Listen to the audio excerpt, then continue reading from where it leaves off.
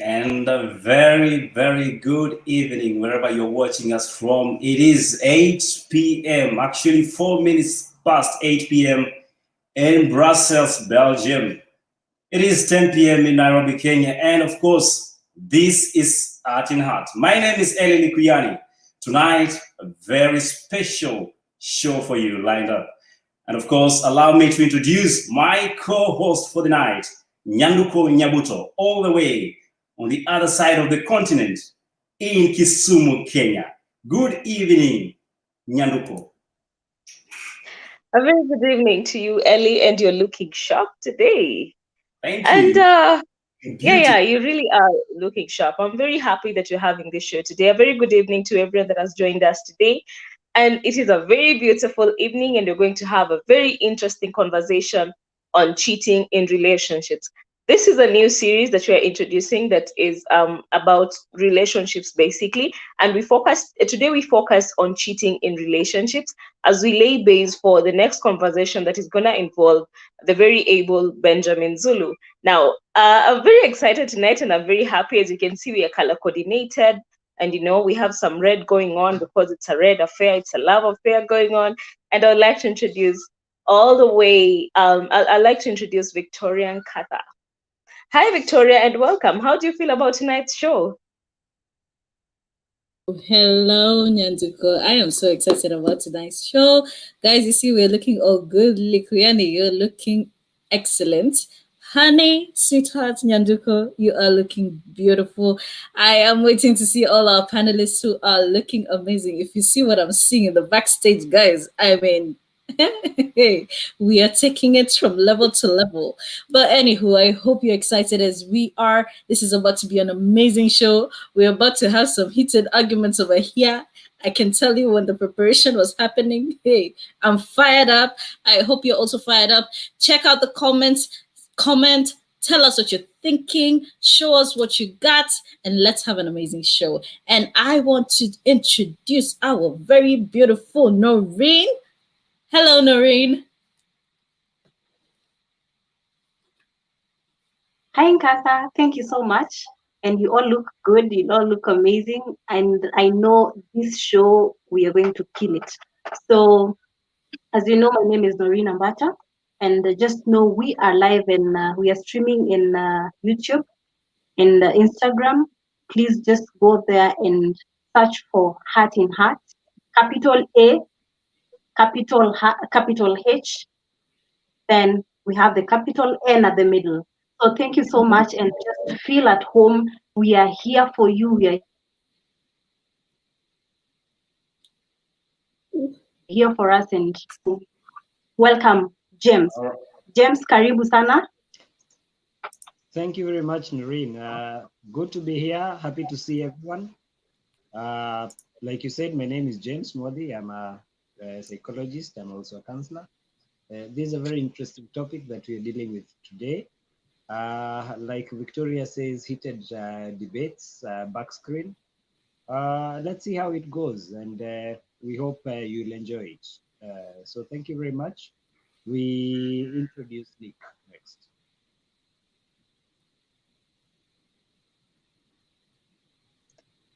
All right. I'm not sure where Nick is, but I'm going to do a brief introduction as we wait for Nick. I'm going to do a brief introduction into what tonight is all about as we wait for Nick. As we said, we're having a conversation Hey, on. Nyanduko, what's up? Okay, Yani, Nick is here with us. you can't do that to me. Yani, you can't cut me off on the introduction. So listen, if you've ever loved, Uh-huh. and I'm sure all of us have loved in this life, eh? Kila mtu amependa. On the panel, everyone, I'm very sure everyone has loved. So if you've ever loved, today we want to rethink about infidelity because it's happening in all loads of fronts. I mean, guys are in relationship right now and still they are sexting with their exes.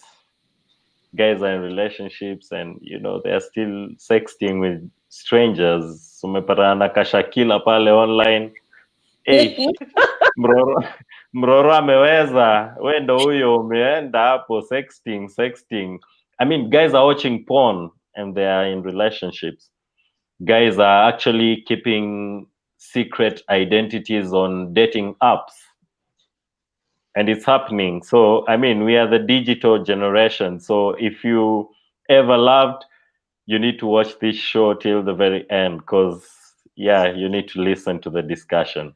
All right, Nyanduko, take it away. Okay, Nick. Nick decided he's not going to be cut out of the introduction because he decided to disappear. And we have someone else on board. Yes, of course. We have Enos Masinde, our very good graphics designer, and of course, reality check CEO and founder. Tonight, Enos is going to help us understand the nitty gritty when it comes to the environment of work, how these things go and work at work. So, Enos, good evening. If you can hear me. Good evening, Ellie. I don't know what's the problem, but I think, is it that the broadcast is slow because I'm getting some slow feedback on my side. We will be addressing that shortly. Enos, either way, feel welcome to the panel. Nyanduko, very quickly, what is the topic? We've mentioned everything, we've said everything, but exactly what are we talking about tonight?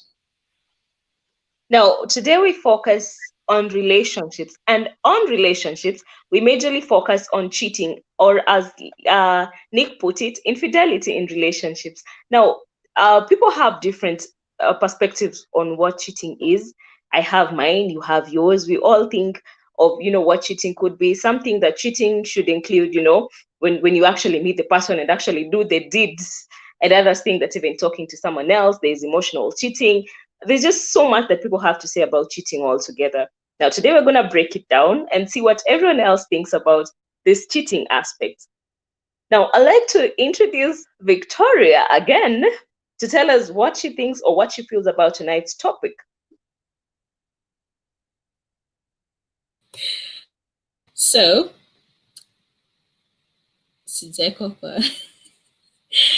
today's topic is quite interesting because I have different opinions over this, but I have to very much keep it factual, level-headed, and I cannot come as a woman and start, going into it. But we're gonna tackle all different angles of it. We're gonna put it sideways. We're gonna look at the psychology aspect of it. We're gonna look at the effects of cheating on partners, the effects whether this cheating, or rather whether cheating generally is psychological, whether it's something inborn, where we're gonna have Noreen come in with a beautiful, beautiful explanation in terms of how it can also be a trait from childhood. We're going to have different aspects and the factors that influence cheating. And as Enos is going to come on board and talk to us about how it also is influenced from the workplace, we're going to have different aspects towards it. How I feel about it, I'm very, very excited because there's so many ways to understand this. And hopefully somebody will be able to get blessed and to understand it better and also learn how to tackle it. From this show today, I expect at least to also learn how to be able to handle it in the future when we find that person. So yes. Thank you. Thank you so much, Victoria. Now, we've not had one person's perspective on what tonight's show is about. We've not had what Ellie has to say about tonight's show is about. Now, Ellie, if you hear me, what are your thoughts and how do you feel about tonight's show? Well, Nyanduko, I have so many feelings diverse, but of course, this is not about Ellie. This is about the common individual that interacts in relationship. And that's why Nick, in his introductory message, he said, this is about anybody who has ever loved. This is about everybody who is thinking of falling in love. And more importantly, we know that as long as you are in love, or planning to be in love, you are always vulnerable. It's either you're gonna be the victim or actually the perpetrator. We are all equal when it comes to this topic called cheating. And straight into it, Nick, if you can hear me, I would like to have you on so that you can give us your kick-off introduction. Nick.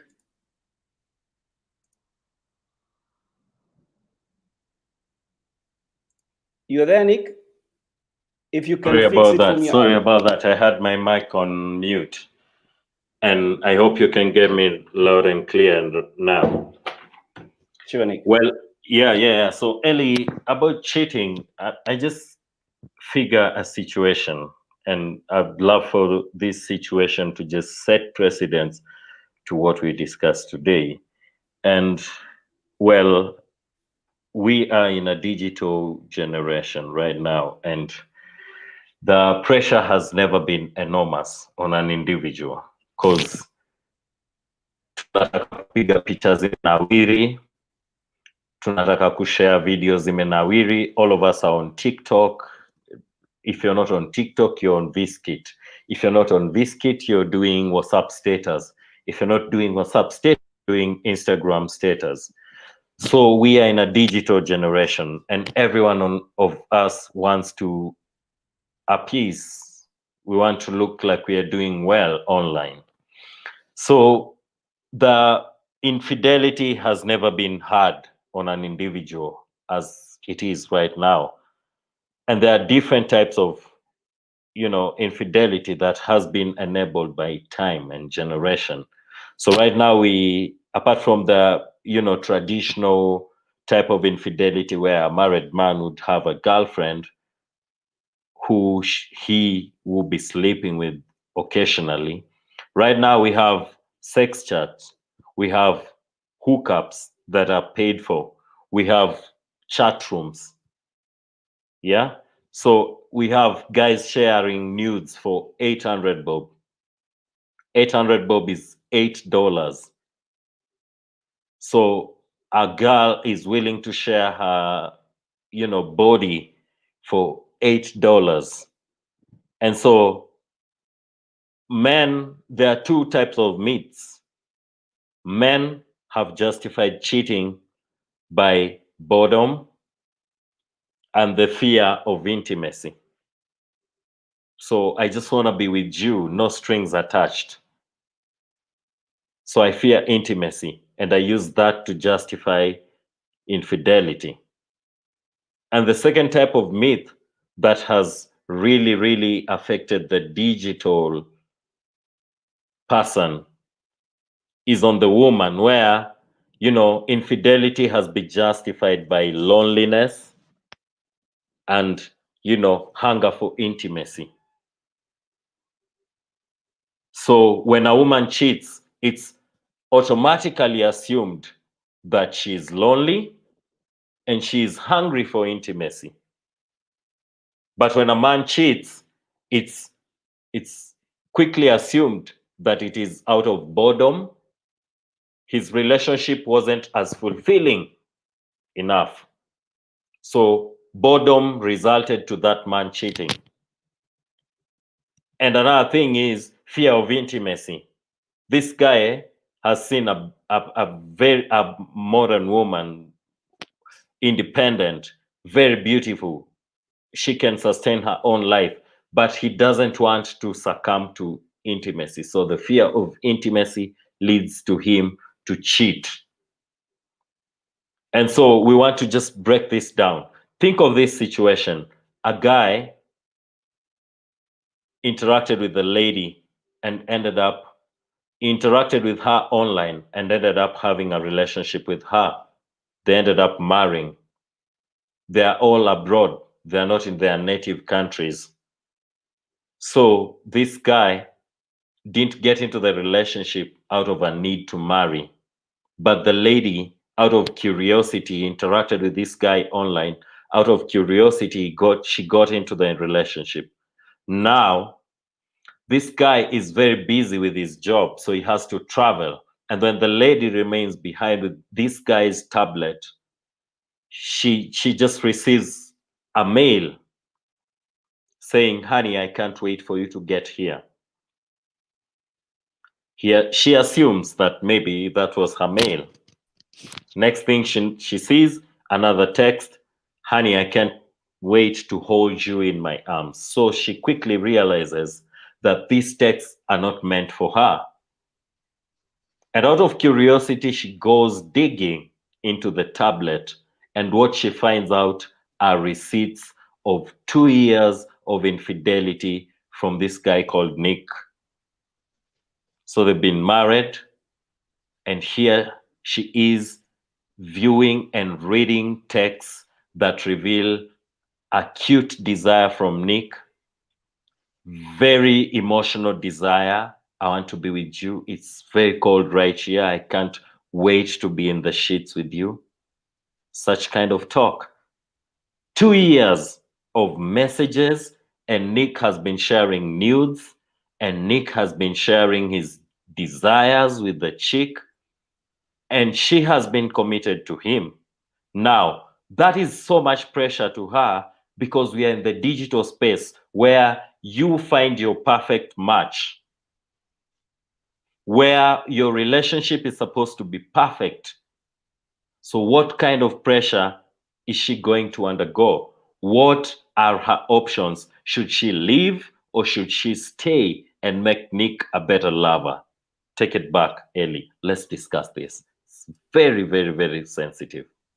Well, I am lost of words with that scenario, but very quickly, because I'm not the psychologist here, let me bring in James. And James, quickly, from what Nick has painted as an image of cheating, what do you make of it? Thanks, Ellie. Quite a handful that Nick gives us. Number one, again, definitely for a relationship, for the cheating party to have been in a relationship with another person for that long, definitely no doubt about it. There are aspects of cheating. There is no two ways about that. But fundamentally, I would ask why the cheating? Why for the 2 years? Why has there been that sustained cheating? Because the scenario that Nick projects is one person. It is not multiple partners, but one person. So my question would be, what is this man lacking from the partner? Let's go with partner here. What is he lacking from the partner that he has to go and look for from one other person? It would be easier to decipher if they were multiple partners, but when now it is one particular person over the period of 2 years, then there is something that is lacking between the two partners, the two original partners.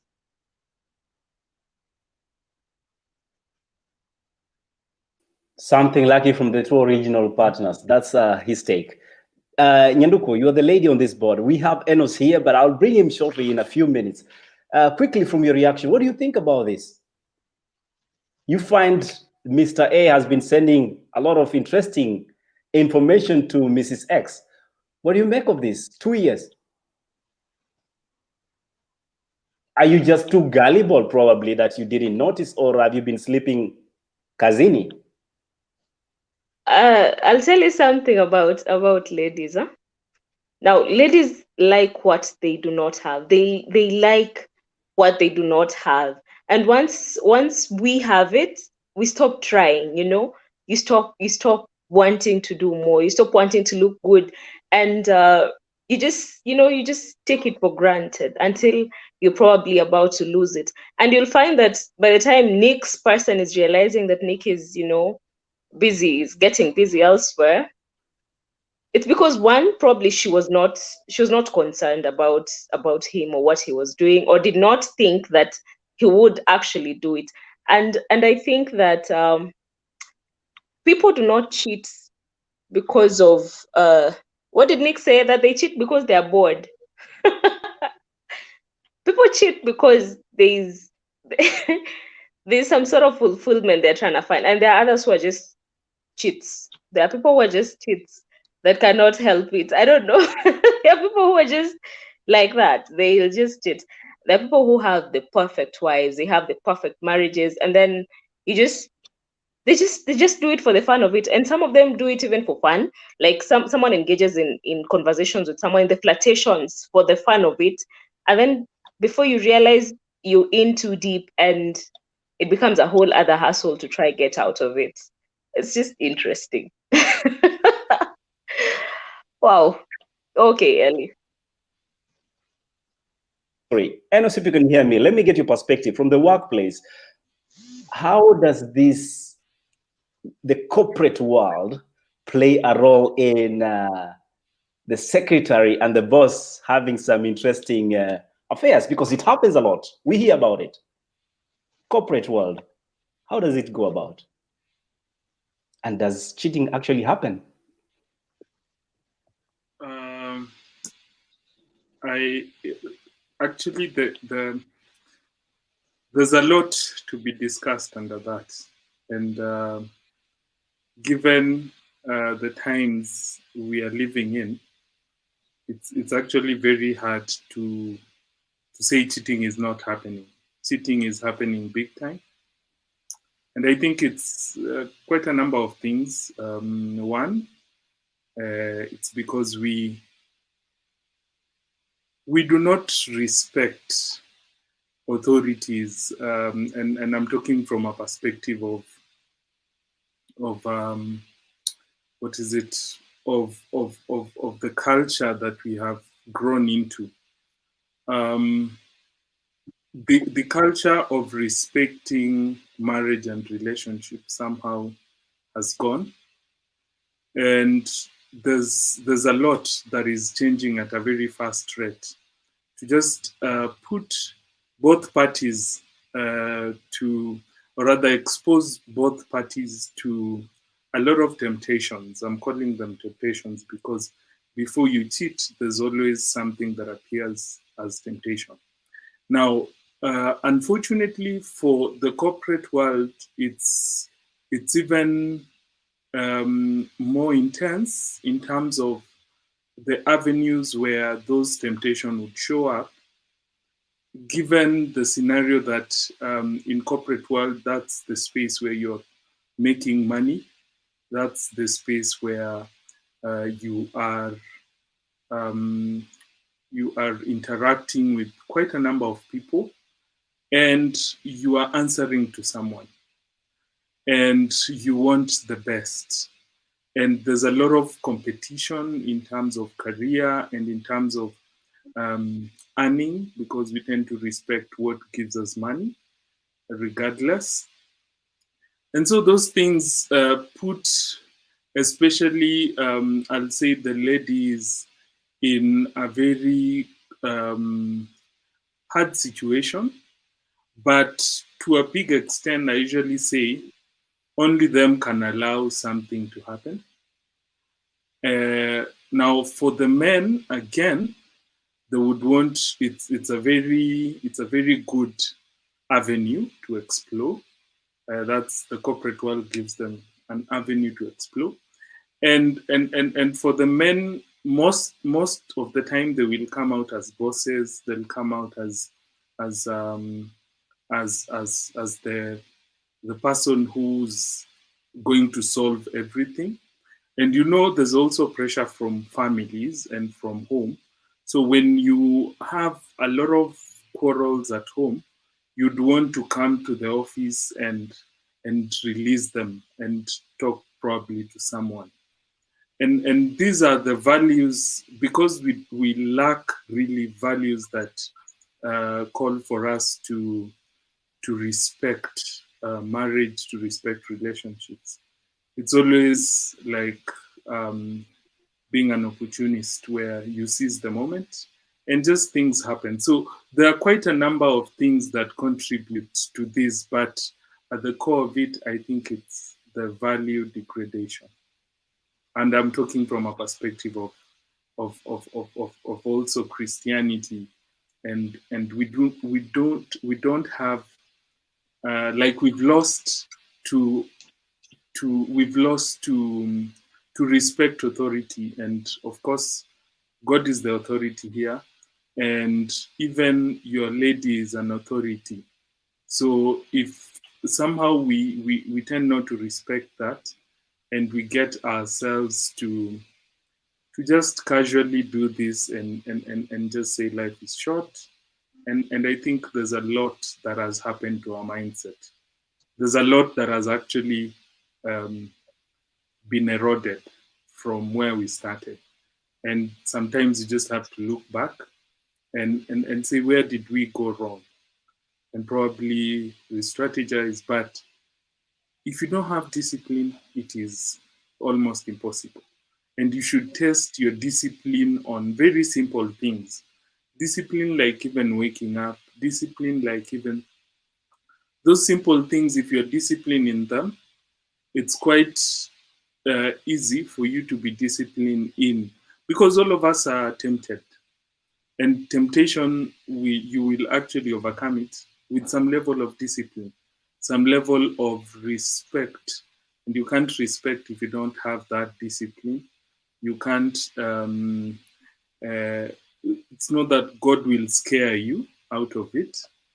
There's nothing like that. Or when you pray a lot, it's not that the temptation won't come your way. So we tend to take on, we tend to really have a mismatch of weapon that might fight such temptation, and we take on the weapons that are not fit necessarily to handle the temptations. Thank you so much, Enos. Thank you so much. That's an interesting perspective. Now, I'd like to bring in James. And James, as you come in with your sentiments on this, I would like you to first address the question of what is cheating according to you, and then give us your perspective on the same. Thank you. Thanks, Nyanduku. Why are you putting me on the spot? Is it according to me, or is it the universal definition of cheating? Okay. Define cheating for us. We just want to know what it is, because we dive right into it and we did not really, lay ground for what cheating is and what society refers to as cheating. So take it away, James. Cheating in when you look at it broad spectrum, I'd say it's a betrayal of trust. It's as simple as that. It's a betrayal of trust by one partner to the other. And the reason why I go this route is what might be cheating amongst one couple might not be cheating amongst another. Now, I know these are taboo topic, but I will bring it up. Right now, in today's dispensation, and with our westernized kind of thinking, we might want to deny it, but swinging is coming back to place. And swinging is whereby you are a couple, but you have joined this club where you have allowed each other space and you can go and have other partners. I know it is happening. I've come across such couples and they're okay with it. So while to others that might be cheating, to them it is not. So for me, cheating is simply betrayal of trust amongst partners. I don't want to go, cheating is having sex with the other party, or I don't want to go that route. It's just the betrayal of trust. Having said that, I wanted to comment something on the workplace, on what probably to look to give a different perspective from the workplace point of view. Number one, it's important to understand that it is at the workplace that man spends most of his time, not at home. You leave home at 6 a.m., you get to the office at 8, and you're there from 8 to God knows what time. Now, what happens is relationships are built by having common ideals. You will spend more time with your co-worker than with your spouse. Now, I want us to shift from the traditional view we've had, whereby we've looked at workplace relationships in terms of power differentials, where a boss is having an affair with a junior, and look at a phenomenon that is more common today, where we have this so-called office base. Now, this is a person who will look at you and understand, today Nyanduko is not okay. Yeah. This is the person who Victoria was telling me earlier on about complimenting. So this is the person who your husband has not complimented you while you're leaving home, but this is the person who immediately you step into the office, They will offer you the right compliment.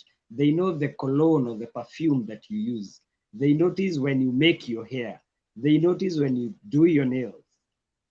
All the things that you're not getting at home, this person is on top of things. Naturally, you will tend to gravitate towards them. Yeah. So while the original intention might not be cheating, you start attaching to this person emotionally. It's not even gotten physical. You start getting attached to this person emotionally to the extent that whenever you're having issues in your house, this is the person you go and offload to. So naturally, what will happen is you'll start having a connection. And if you're not careful, and if you're not able to see what is happening, you will tend to shift your attention, your concern, your care, your love from your home to this other party, such that by the time the physical act is happening, you will not know what hit you. So let's not look at office relationships simply as a power differential, because I think that's where we make a mistake. It is more than the power. We are away from the, again, today's workplace is more liberal. Today's workplace, we are going, it's December. Very soon, every company is going for end of year party.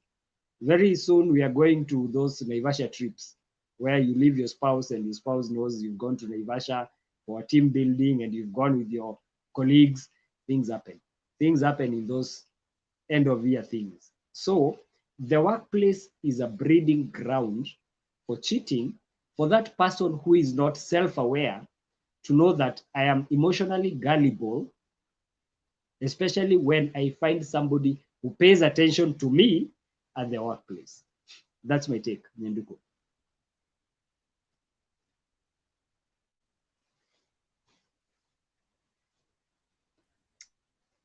Thank you so much. Thank you so much, James. And thank you for reminding me that I've muted my mic. Interesting thoughts you had there. And, thank you for telling us that it's not even about the power these days, that it's not even necessarily the secretaries, it could be anyone else in the office. So Nick is not here. I'll take it back to Ellie and then he'll find Nick for me. No, I'm here, Nyanduko. I love that technology is really challenging you. You have to really remember all the time to unmute. I I hope know, you it's got a it whole now.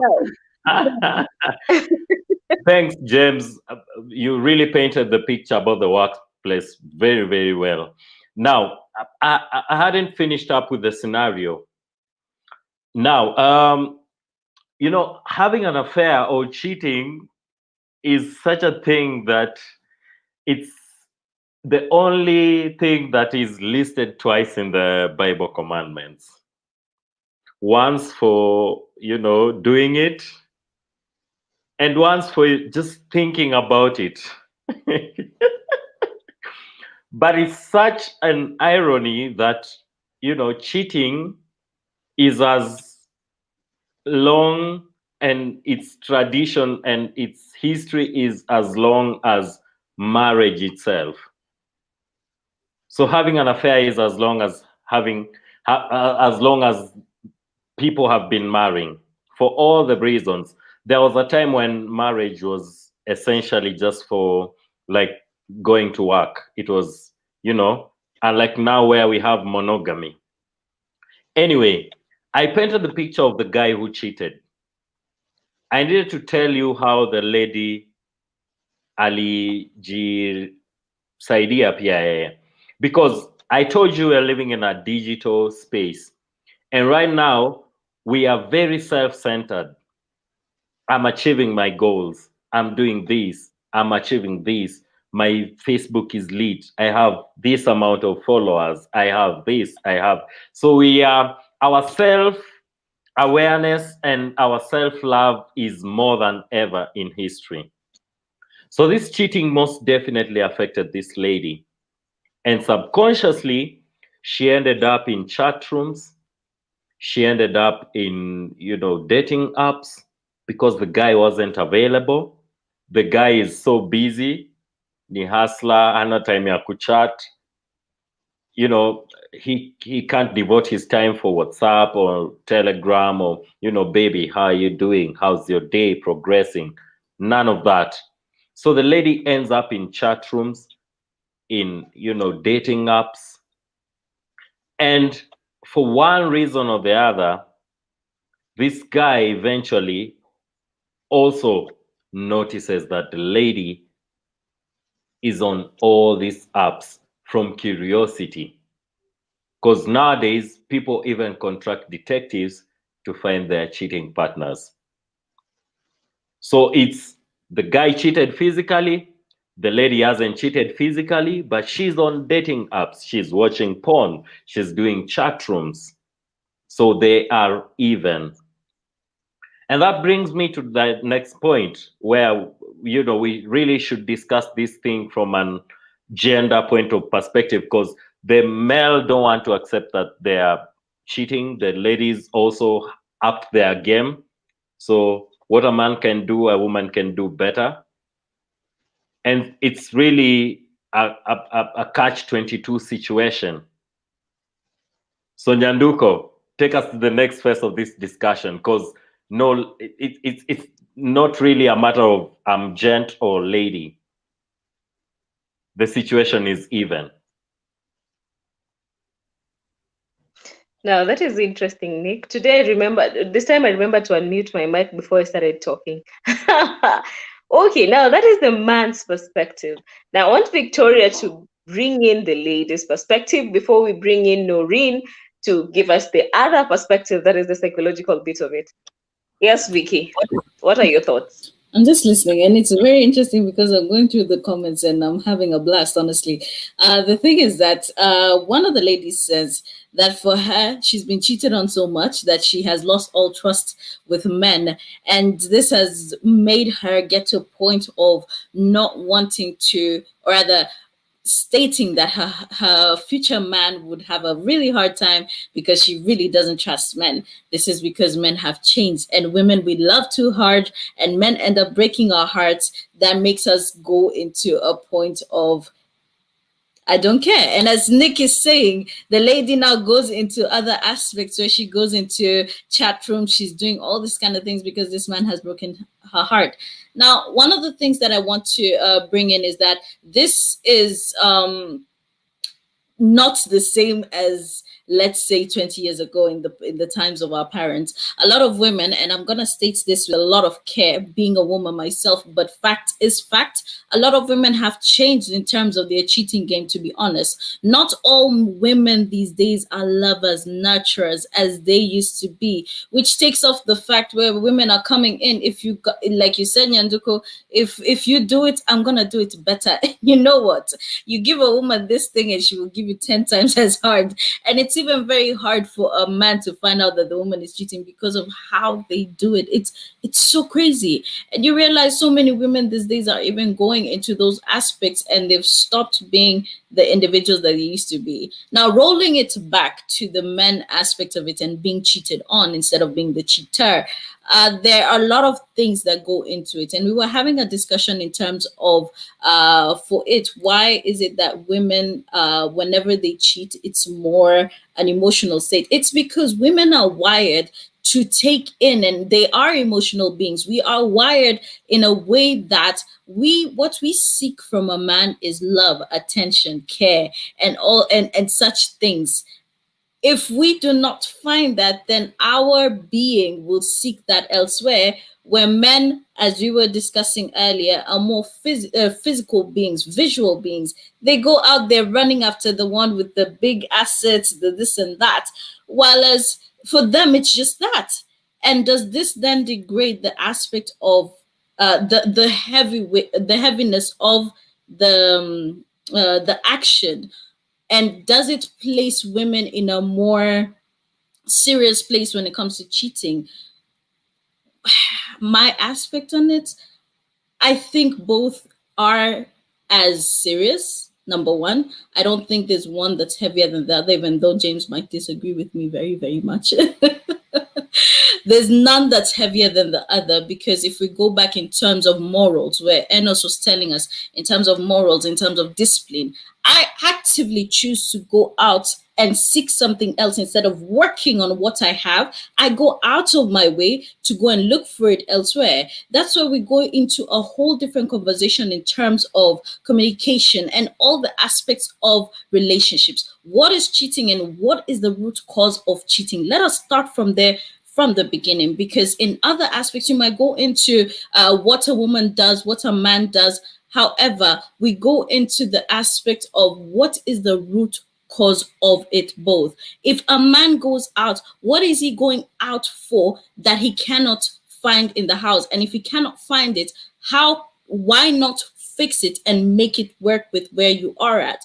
If a woman is lacking these things in her relationship, in her marriage, why can't she go into her relationship and work on it such that she can be able to find these are questions that you may ask. However, it's a different topic. When somebody is not willing to work on it, then why is it so hard to move away from that situation and go find something else? We talked about compatibility. Why is it too hard to move out and go find somebody else who you're compatible with? Those are the root issues that I would like to hear more about, that we would be able to look into, because we cannot deal with the action over here. We have to go down and find the cause so that we can build it up and find a solution to it. So yeah, I said so many things.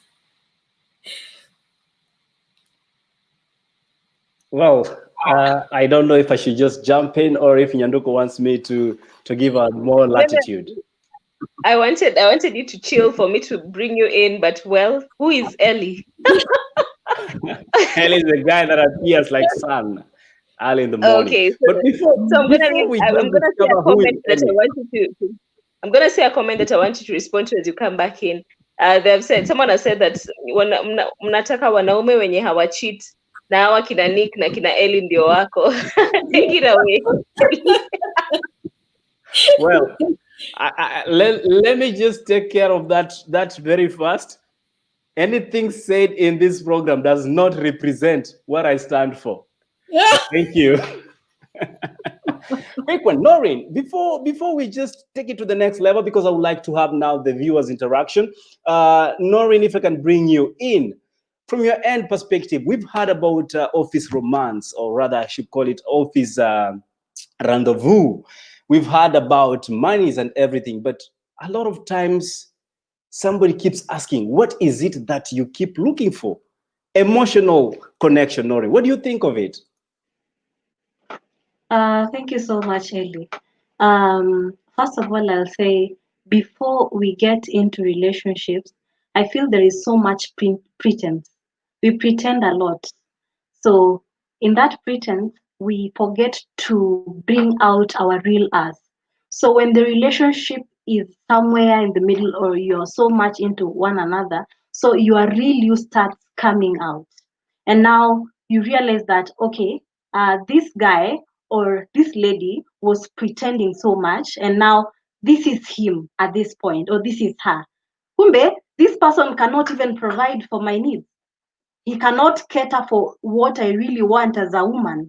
So that is when I feel like, okay, now I feel I have something else. I have someone else who can really take care of me, who can really identify me as someone who needs something, who needs help, who needs support, who needs care.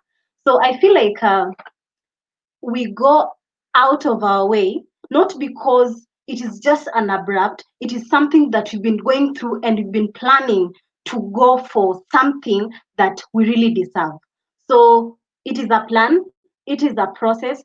So at the end of the end of the day, we make a final decision of cheating. That means you're moving from that relationship to another one. That is what I got to say. Well, we're gonna hold on that thought, because in the next part of this program, we are going to ask, when does it begin? Because we've had why and everything, but when does it all rain and then bam, you are into the sphere? So very quickly, Nyanduko, if you can take us to the comment section and briefly see what the viewers are saying.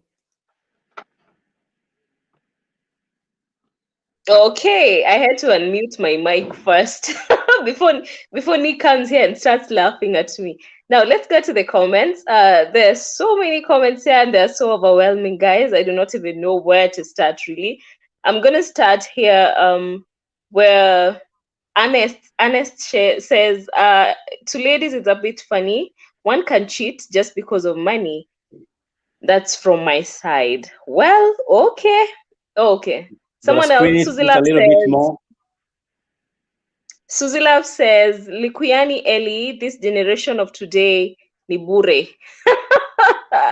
Okay, now Suzy Love says both genders cheat, but women love too much. Now Saminene says wanawake wanapenda kuchukua, wanaweka.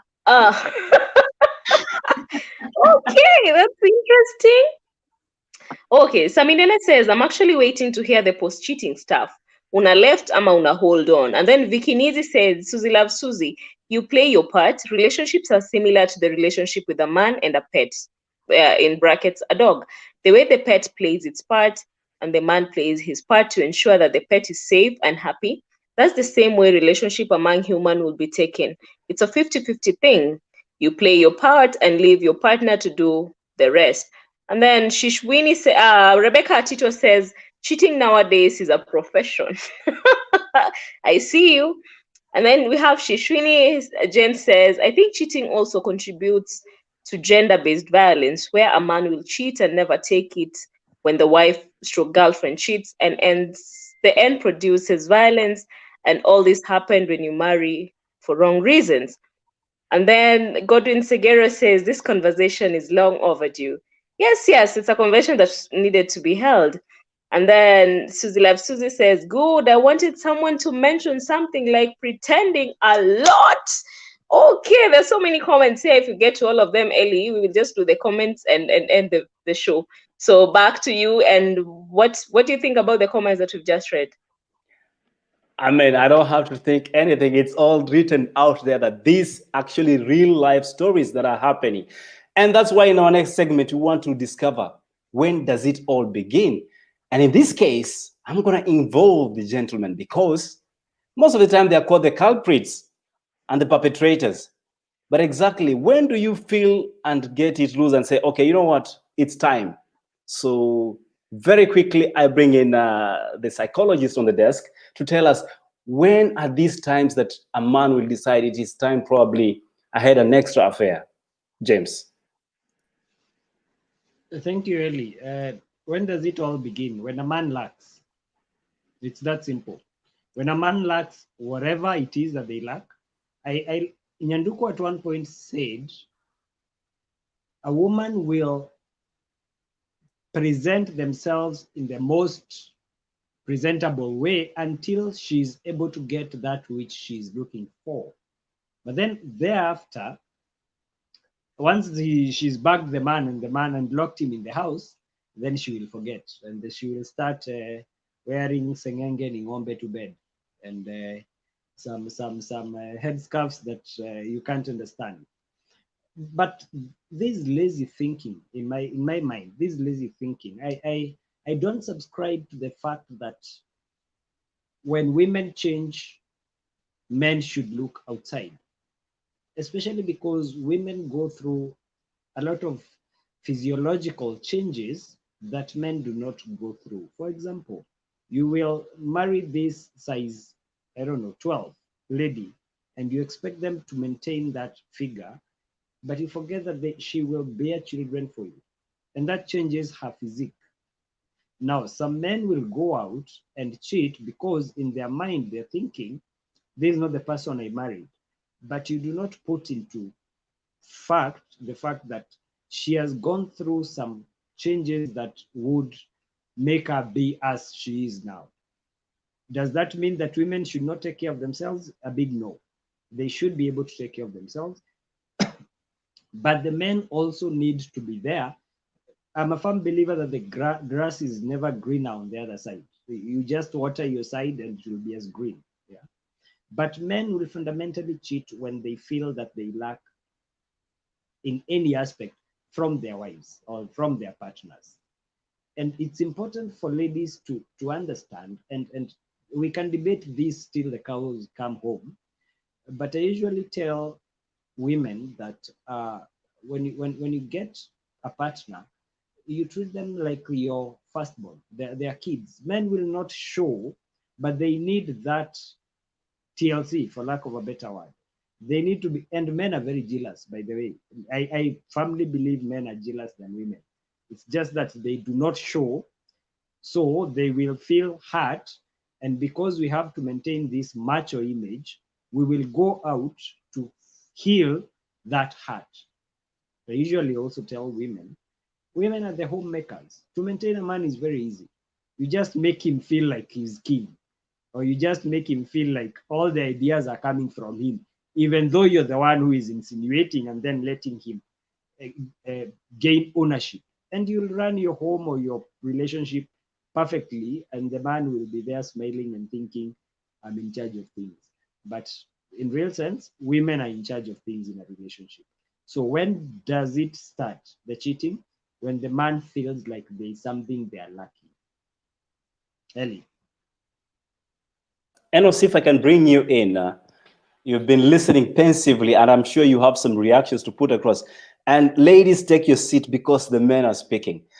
Enos, from your perspective from the boardroom, we've heard about the financial alluring that happens, but you have everything at home, a beautiful wife, beautiful car, very lovely children. But why would a man cheat?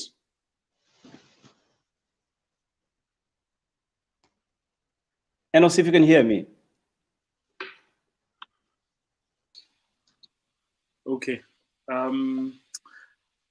Well, I tend to think when the wisest man said it is a chase of the wind, I think it's always a very tricky affair. We sometimes I have to pause and ask myself, is it the mind that is playing games with me? Because sometimes you really have to be careful, because a chase of the wind is where you always see the grass is greener on the other side. And I think for me, it is not a question of really lacking. It's a question of, one, curiosity. Two, it's a psychological challenge, because we are visual beings. And when you get attracted to something, you'd want to be curious. How does the food taste?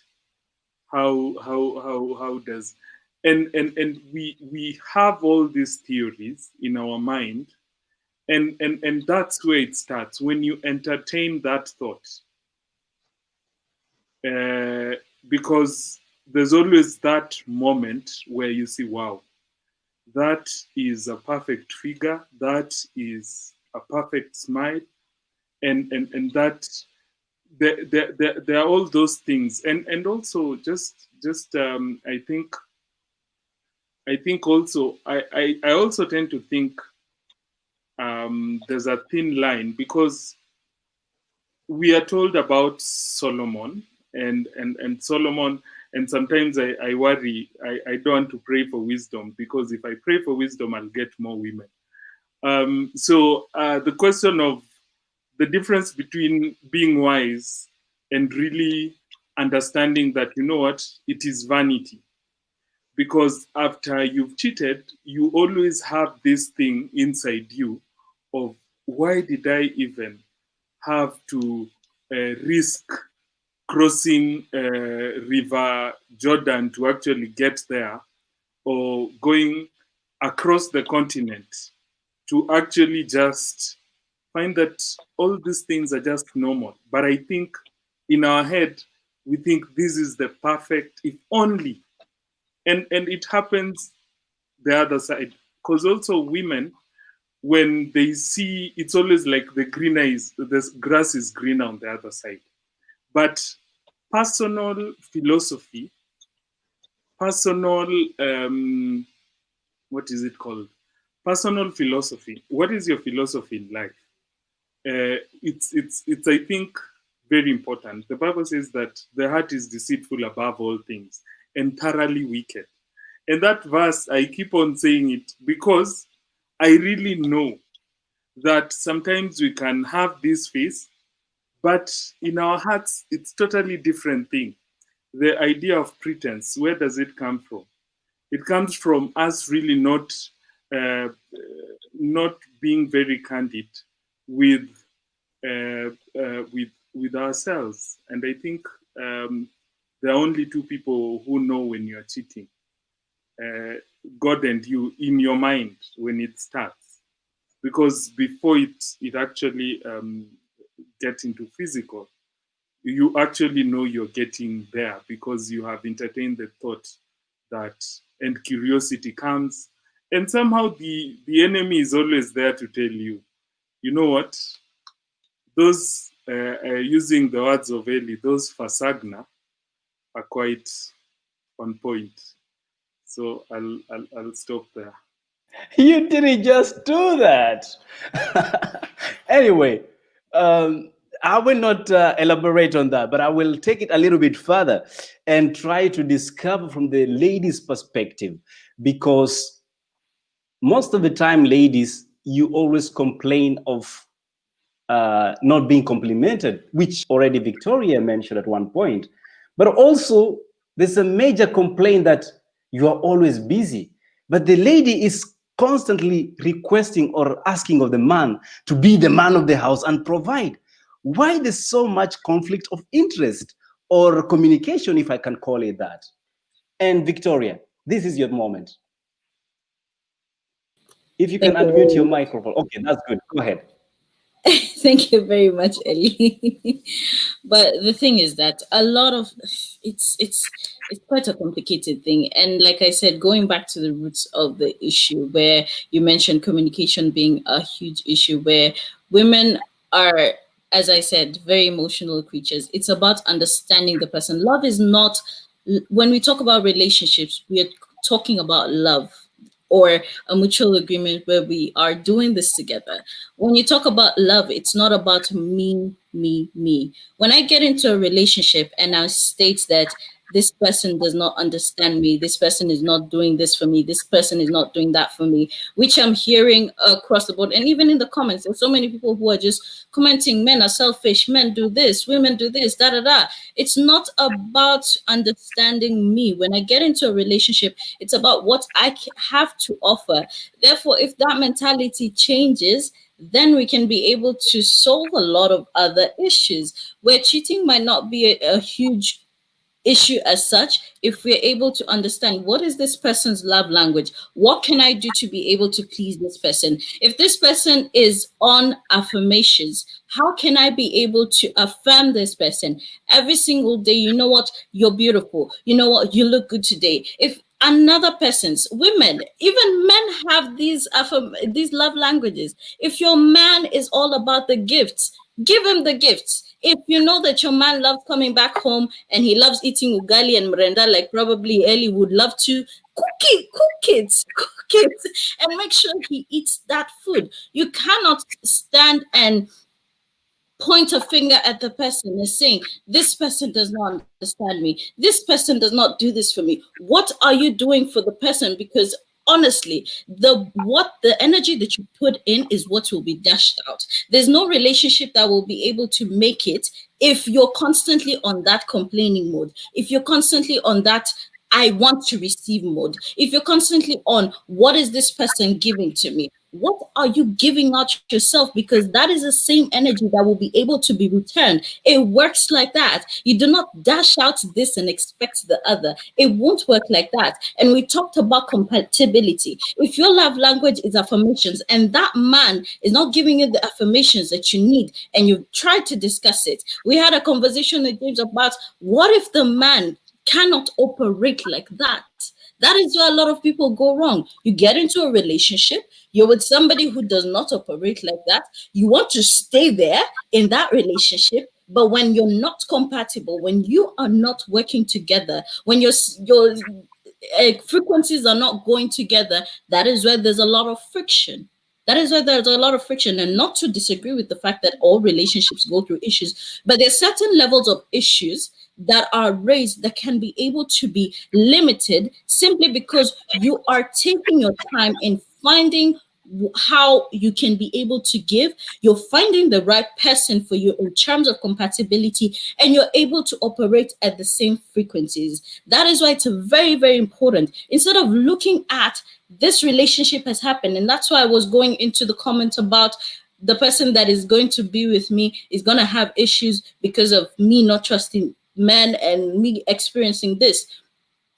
Sit down, analyze yourself. What can I be able to bring to the table that can be able to make things differently? However, I'm not disagreeing with the fact that there are people who are wired to not be good. There are people who are wired to not be faithful, because this goes into a lot of other psychological aspects and a lot of also upbringing aspects, which we also can be part of helping individuals. Again, I go back to, what can I bring into the relationship that can be able to help adjust and transform the relationship to what I want it to be? A relationship is not bringing two individuals who are full within themselves. It's about sitting down in the relationship and being able to mold it slowly by slowly, and finding that person who you can be able to twist and turn the relationship to what you want it to be. Aside from that, cheating would not be a problem. I think it's even a pandemic as the way it is, to be honest. If only people were able to understand this, and this is what I want to be able to bring in, because it's something that I have also learned along the way. And in terms of psychology, this is what you do, and to transform and work on your relationship. It's work. It's a lot of work. Vicky says it's a lot of work. She's brought in so many perspectives into this debate. I know everybody on this panel is itching to say a word or two, but quickly, let's have a rejoinder from James Mwathi. James. Vicky is so worked up about this topic. but I agree with Vicky 110%. I agree with her. I think the problems start with expectations, because what Vicky is telling us is looking at what can I give in this relationship. The problem comes when you give and you do not receive. That's where now the bitterness starts cropping up. Whenever I see couples, I tell them, are you aware of each other's expectations? Because most times, most people are not aware of their spouse's expectations. So while they will feel that they are providing what they think the partner should be provided with, probably they're providing the wrong thing. So it's very important for a couple to sit down and draw the expectations of each other. That way, we avoid working at cross purpose. Because whenever you find a couple who are in distress and they need therapy, they will come and each party will present their case and say, I do the best I can. I cook for this guy, he does not eat. I polish his shoes, I do, and the husband will be like, I provide financially. What do they want me to do? I will not be able to take her to dinner because I have a business meeting. So I have to do the business meeting so that I put food on the table. So ultimately, what we might want to do is encourage couples to talk about the expectations of each other. What do I expect of a husband? What do I expect of a wife? When the roles are clear and the expectations are clear, then it becomes very easy. Quick one before I finish. You will find that when people are dating, things are very easy. It is because people have not started placing expectations. You call the girlfriend and you're like, can we meet for coffee?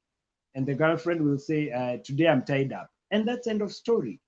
But when they come into a union, same scenario plays, can we meet for dinner? And the other party says no, feelings start cropping up. So it's expectations that lead to feelings of neglect, and the feelings of neglect lead to cheating. That's my take on that. Well, feeling of neglect leads to cheating, but that's not where the ball ends.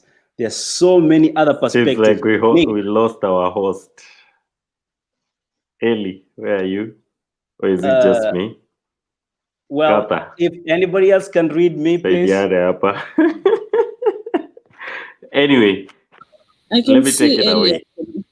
Eli, Yeah. Eli, I can hear you loud and clear. Ellie, you're there? Well, I'm there, Nick. I think there's a delay from your stream.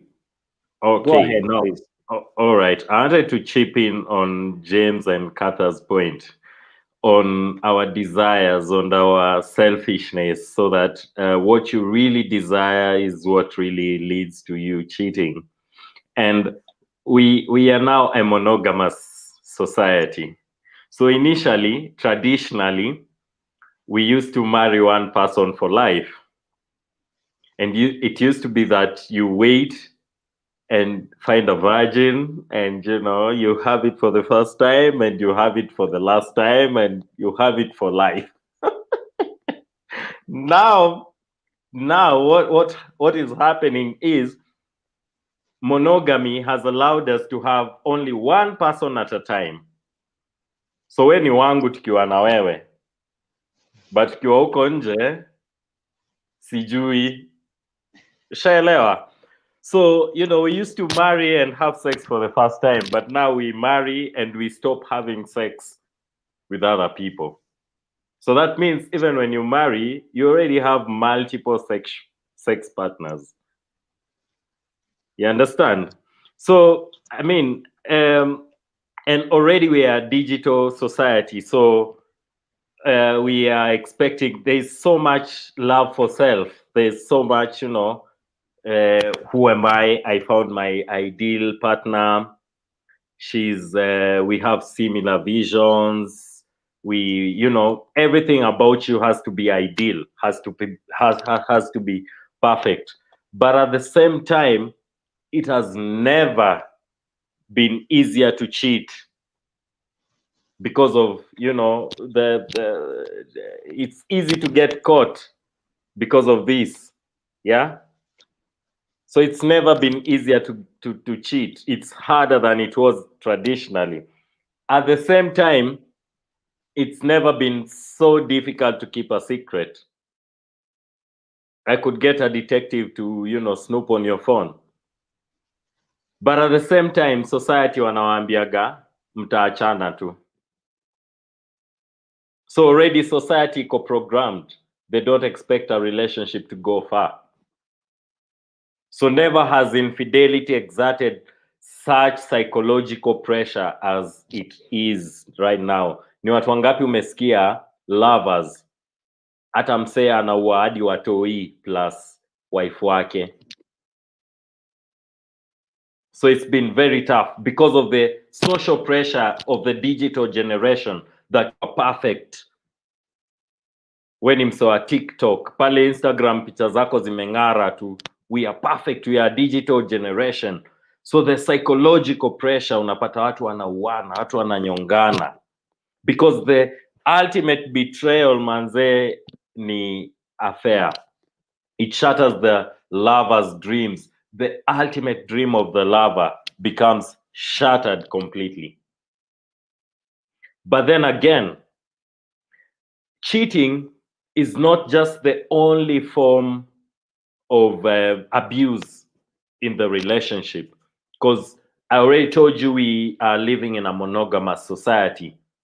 Mtu mmoja anaoa mtu mmoja na tunawa expect waishi pamoja hadi wazikane, till death do you part. So cheating is not the only form of abuse. Watu wanatukanwa in relationships. People are doing all those kind of things. You still maintain contact with your ex. That is abuse on your partner. That is against monogamy. So we need to relearn and we need to appreciate affairs in a new perspective. How do you turn the crisis into an opportunity? I believe no one has had a perfect relationship. Even if your partner didn't cheat, even if they didn't go out with some other person, even if they were not intimate with another person, they abused you, They went against your expectations. They did something that you didn't expect them to do, and that is disappointment. And that is against the spirit of monogamy, because monogamy expects a perfect partner, perfect relationship. So what needs to happen is the person when cheating has occurred yenye imemwaffect needs to see this in another light, that the cheating has really affected the person who cheated more than it affected them. They need to ask the positive questions.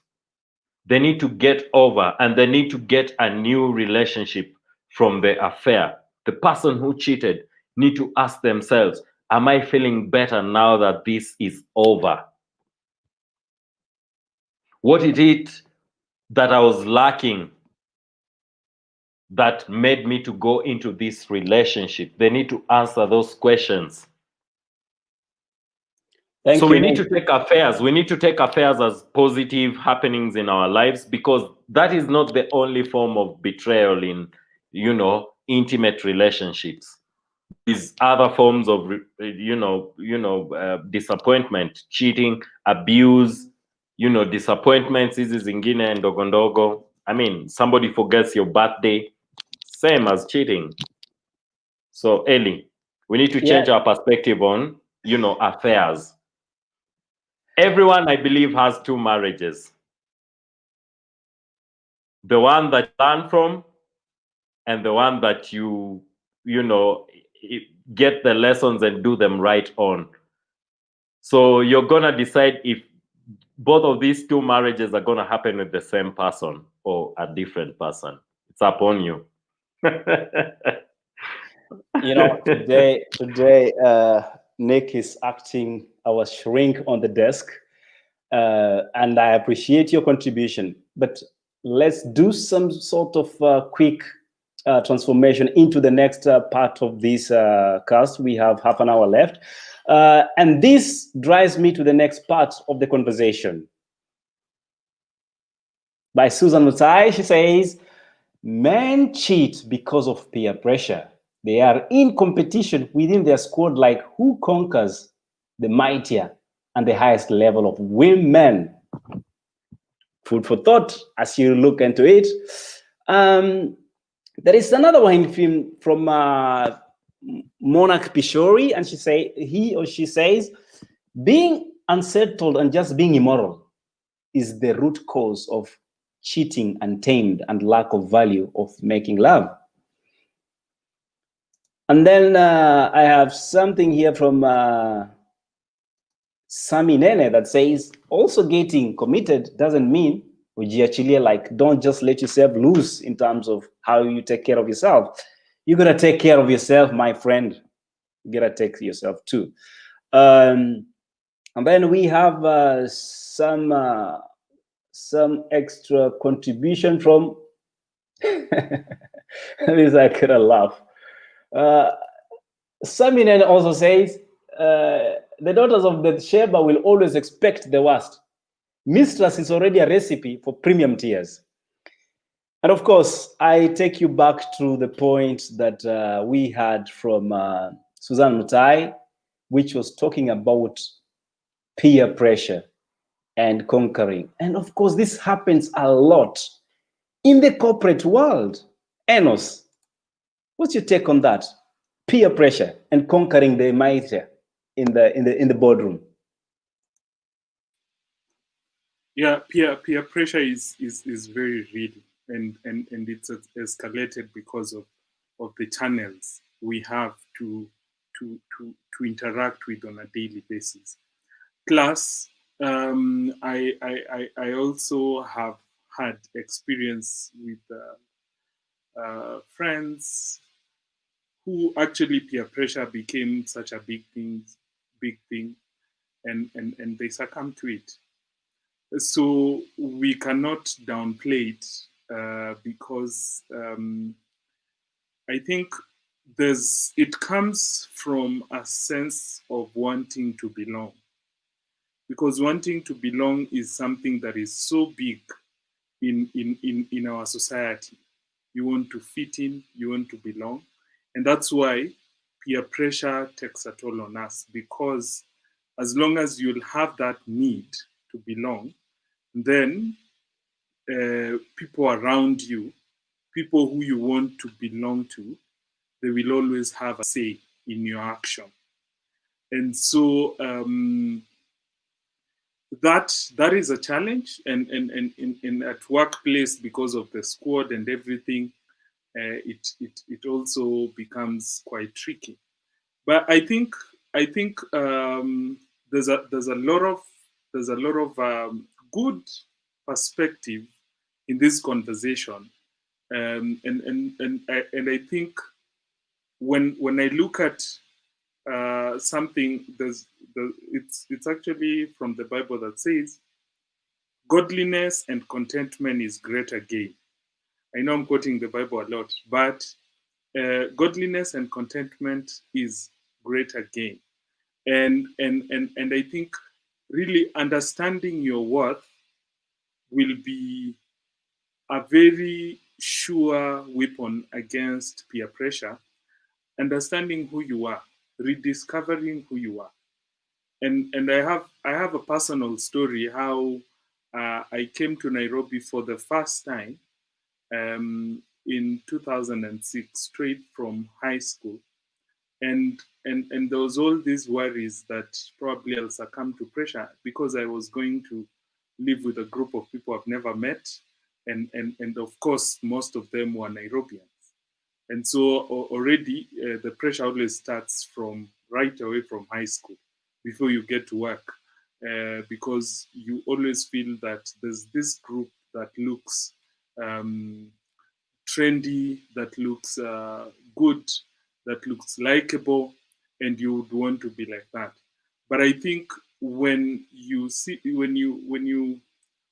get to discover who you are, it really plays a big role for you to really not to succumb to peer pressure.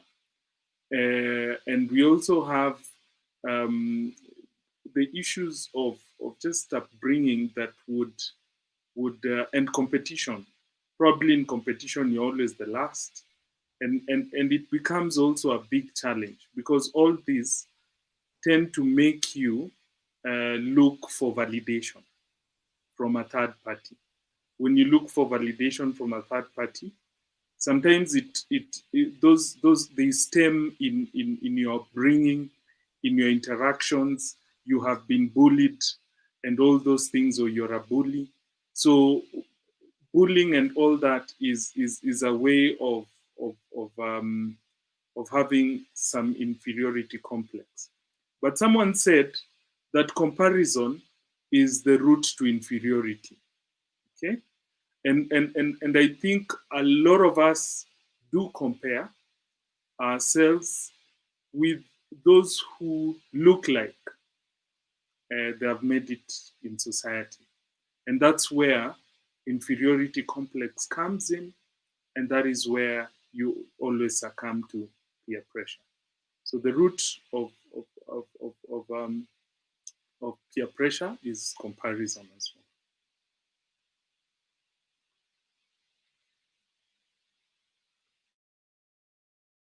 Nick, if you can hear me, you want to say something before I bring in Noreen?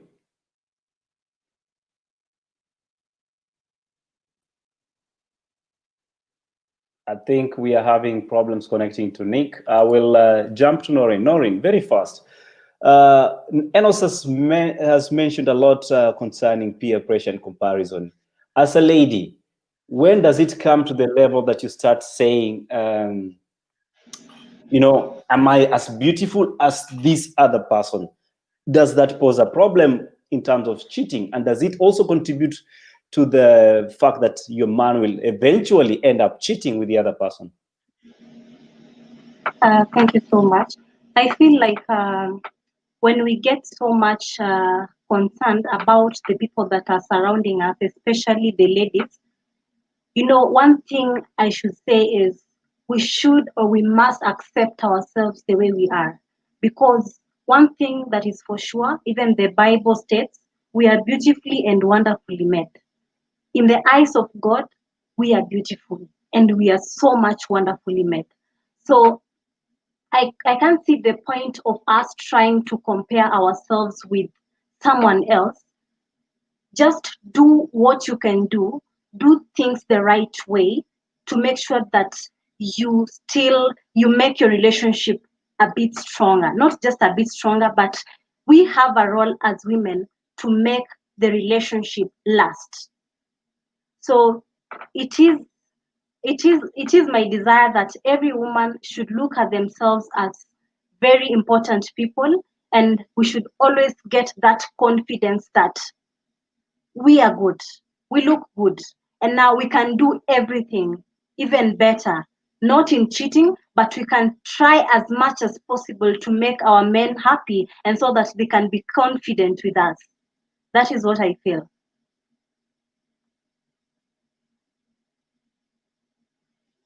Yes, Noreen, that's what you feel.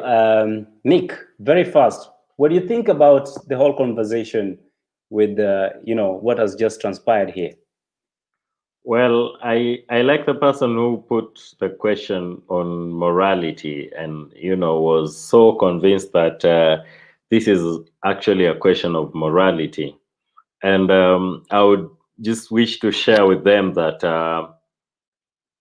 actually happy couples cheat more than unhappy couples. So if we are talking about a question of morality, then I would imagine that an unhappy couple would be struggling with a morality question more than a happy couple. But statistics actually show that people who are happy in their relationship are more prone to cheat than people who are not happy. So it's really a question of desire. And to me, desire is like fire. It needs air, it needs oxygen to be lit. So it's always about wanting to know the other side, wanting to cross the bridge and go to the other side, wanting to know what exists in the other side, wanting to know how this person, this lady, actually survives in the red light district, where you actually think that the survival conditions are next to impossible. So that curiosity of wanting to know how she survives brings about a curiosity of wanting to know more about her life, and that progressively leads to an intimate kind of relationship. So to me, it's all about desire and desire and desire. So we really need to identify from our relationships, what is it that you desire and how is it that you can be able to contain your desire within your own relationship already. Thank you so much, Nick, for that input. I'm quite interested in the aspect where Noreen brought in being content with yourself, and also where Enos also discussed about inferiority complex and conquering. Now, those are two aspects that I'd love to go into, because honestly, peer pressure only can go into you when you're not secure in yourself in terms of who you are. The idea of conquering and being the king over different women is all about you feeling that you're inferior simply because your peers are, quote unquote, going out with other women. Therefore, for you, what is meaningful is the many women that you are in. But to be honest, if I can be able to speak to a lot of men right now, the beauty in this generation is not in the amount of women that you conquer. It's not a real man in this generation that we are in is not in the million women that he can conquer. It's in the million ways that he can love a woman. So try and think about that for a moment. Also, ladies, when you think about the aspect of your buddies and so on and so forth, number one, it's so sad that in this day and age that a lot of men, instead of working with their women in terms of trying to help them build up their esteem and figure themselves out, especially after giving kids, you opt out because there's somebody else out there who has a flat tummy, has this and that, while this woman has gone through hell and back to be able to give you a child.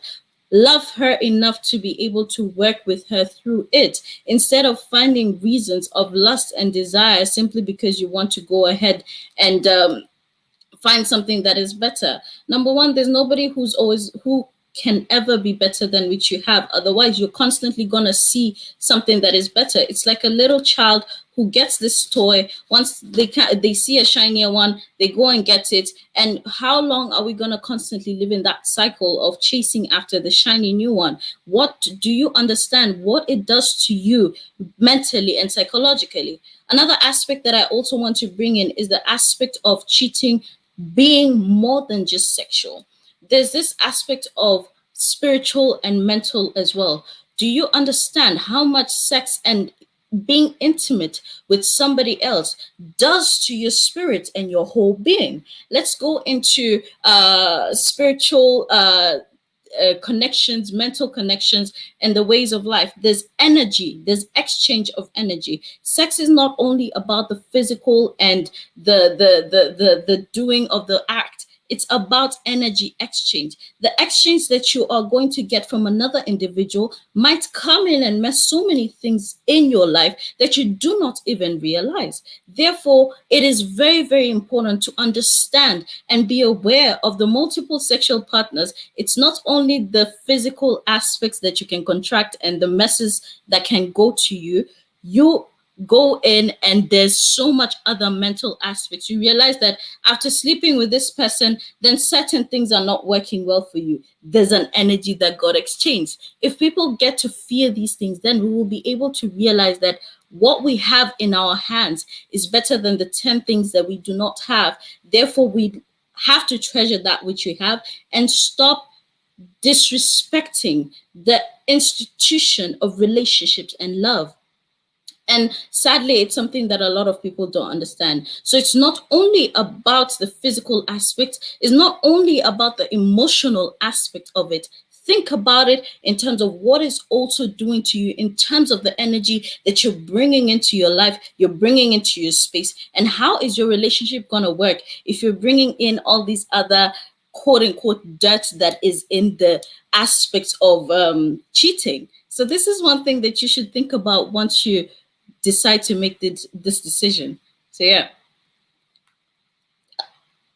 I'm gonna throw it back to Ellie. Well, thank you for that perspective, Victoria. Yeah, energy exchange and the kind of people you choose to interact with. From the psychological point of it, James, what do you have to say of um, Victoria's review on this issue? And if you can mute your microphone by your end, because I cannot have access to it. Thank you. Again, I agree with with Vicky. In terms of there's more to the results of cheating are tenfold.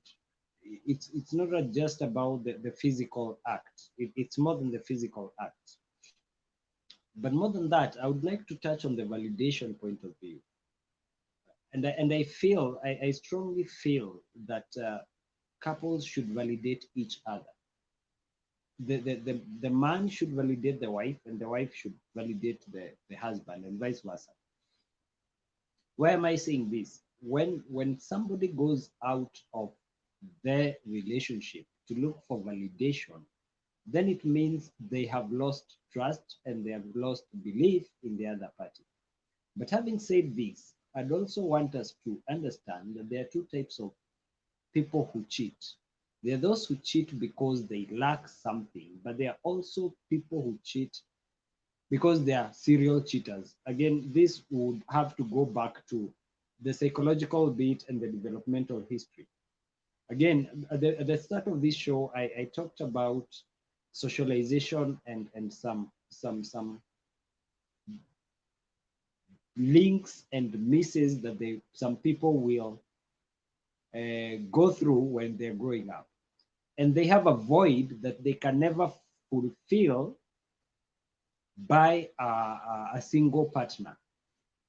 For example, I'll give an example. If somebody, again, I talked about this at the early stage of this show, there's a theory that's called Erik Erikson, and it holds that for kids between the ages of 1 and 3, they either learn to trust or not to trust. Now, if they learn not to trust, they internalize the mistrust, such that even when they grow up finally and they become adults and they are in a relationship, even though the partner will try to do everything that they can to show the person that they're trusted and they're loved and they have this void that they developed along the growing up, that they will always feel insecure. Now, for such a person, it does not matter how much the partner tries to validate them. The conquering bit will always be what fulfills that need. And such people, and that's why I started by saying the question that Nick posed to us, where this person has cheated consistently with the same partner for 2 years, is a different conversation. Because such people who go out looking for validation with different or multiple partners are not really looking for validation. They are trying to fill a void that they cannot fulfill. And such people, even though we might condemn them and we say, get out of that relationship, such people need psychological help. Such people need therapy to try and unpack what really happened and why they act the way they do. Because there are people who will just never be satisfied with one relationship. So socialization is one bit of it, but also there is the aspect of self-esteem.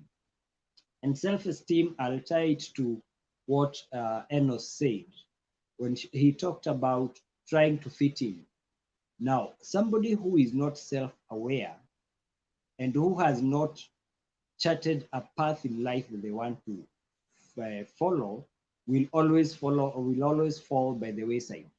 So, and unfortunately, and I'll say this without fear of contradiction, men lie to each other a lot. So when we're in the pub and having a drink, because we want to look macho, I will tell my boys, there's this girl that I've been dating and blah, blah, blah. But in actual sense, it might not be true. It's just that we want to create this image of macho. Now, woe unto that person, woe unto that man who is not self-aware and has not set their principles, because they will think this is the norm and they will go and try and be like Mr. X. So they will try and go and now start dating and have a mpango wa kando somewhere and all that. And I'll finish by saying, again, there's a challenge to the ladies. I think Enos will look for where this verse is in the Bible, but somewhere in the Bible it says, a wise woman builds the home. So the woman should be wise enough. We will pray that Enos does not pray for wisdom because it will come with many women, but a wise woman should be able to build the home. I think that's my take for now. Nyanduko, quite an interesting discussion there. What do you make of it, and where do you want to take us in the next level with the almost 10 minutes to time? On your end, you can you've denied me access to your microphone. Okay, you caught me there. I have a lot to say. If I start saying them, the 10 minutes are not gonna be enough. Now, these are interesting conversations, and there's someone that has brought a perspective that it's a woman's role, it's a man's role, to keep things working, but it's everyone's role, really. It's the both of you. It is the lock and key theory. You complete each other, and there is I don't know. There is absolutely no reason to cheat that because you cannot find something here. Now you're gonna supplement it elsewhere. Try work things out. It works out sometimes. You'll be surprised how many times talking stuff out actually fixes things. Na wale wa t-shirt za sengenge ni ng'ombe. Someone said in the comments that if she wears those t-shirts za sengenge ni ng'ombe, you can take her to that lingerie shop, and buy her what you want her to wear. And do not expect her body to be the same 10 years, 5 years later after she has given you babies. Do not expect her to keep looking 21 when she's 30. And someone else said that some men even cheat with women who are lesser attracted than their own women. Those are who someone calls serial cheaters. But you know, it is what it is. Now here we are in the situation where cheating has already occurred. Now how do we move on? How do we get to the resolution? Someone else asked, what is the way forward that after the cheating has occurred? Is there coming back from it? Is there recovering from it? Do you stay after that? Ama unakanyaga kubwa kubwa? That is what someone says. Now, what do you think, guys? I'll throw it to Noreen. What next after this? Cheating has happened. Things have happened. What next? Noreen. Thank you so much, Eli. After cheating has happened, you know, there is so much impact that cheating brings in a family, especially a family that already has established itself in terms of kids. You already have children there. And now there are so many ways that cheating can impact these children negatively. So one thing we should know is that the brain of the child acts like a sponge. It absorbs everything that happens within the family, whether good or bad. And once it has absorbed the bad things that has happened in the family, the children tend to be affected emotionally, psychologically, and they're just not themselves. So the best thing we can do, or people can do, or the parent can do, is to make sure that can we find a way of making these children go through the pain, or rather go through these emotions that are really frustrating on themselves. And now by doing that, it will help them work out through this and endure the pain. But our role, okay, what I'm saying is our role is to make sure that let us deal with the emotions of the children. Let us take care of the emotions, because once they are ruined, at the end of the day, this is something that will affect them at the end of the day. Because right now you're looking at it as something very simple, but now it has a long-term effect. How will they affect the child after 20 years, after 10 years, 10 years to come? How will be the relationship of this child with someone else? Will this child be able to relate with other person, or be able to fall into a romantic relationship with someone else? So it is our role as parents to look into this. And also someone said that, okay, it is we know that we need to share information, we need to tell children the truth. But now at this point, we are at a point of sieving what to tell children and what not to tell children, because we cannot tell kids everything, especially when it comes to cheating in any relationship. So the more we share with them, we look at them as confident people, like, this is my confidant, the way parents can say, the way a mother can say, I can share with my daughter anything. Like, let us try and see the details that have happened in our relationship, and we are trying to hide it, so that in that process we are making this lady a better person when she becomes a lady enough to get into a relationship, so that she cannot repeat the same mistakes. That is my take. Thank you very much, Noreen.